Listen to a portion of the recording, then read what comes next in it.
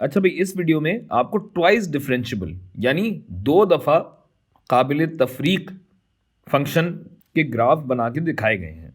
एक ग्राफ जो है, ये नीला वाला ग्राफ जो है, ये फंक्शन का है, जी लिखा हुआ भी है, और इसके दूसरे मुश्तक यानी सेकंड डेरिवेटिव का ग्राफ आपके पास ये सरसों के रंग में, सरसों।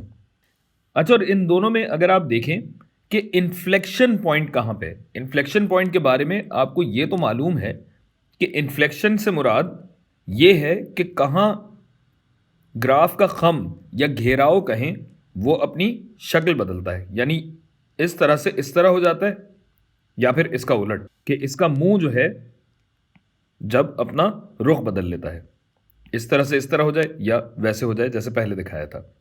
तो अब ये हो तो गई बात, लेकिन कैलकुलस के हवाले से या डिफरेंशिएशन के हवाले से तो ये कोई सबूत नहीं हुआ। तो कैलकुलस के हवाले से क्या सबूत बनता है? सबूत यह है कि भाई हम ये तो देख सकते हैं कि x इज इक्वल टू -2 पे इन्फ्लेक्शन पॉइंट यकीनन मौजूद है, क्योंकि फंक्शन का ग्राफ अपनी शक्ल पलट रहा है।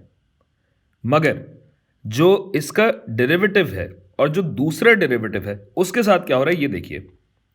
एक तो यह है कि ये बढ़ता जा रहा है, लेकिन ये तो कोई सबूत नहीं हुआ।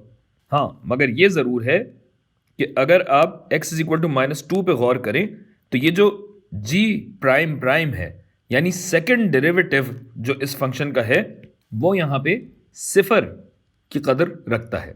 और -2 से पहले ये g प्राइम प्राइम भी मनफी था, और -2 के बाद ये मुस्बत हो जाता है, यानी इन्फ्लेक्शन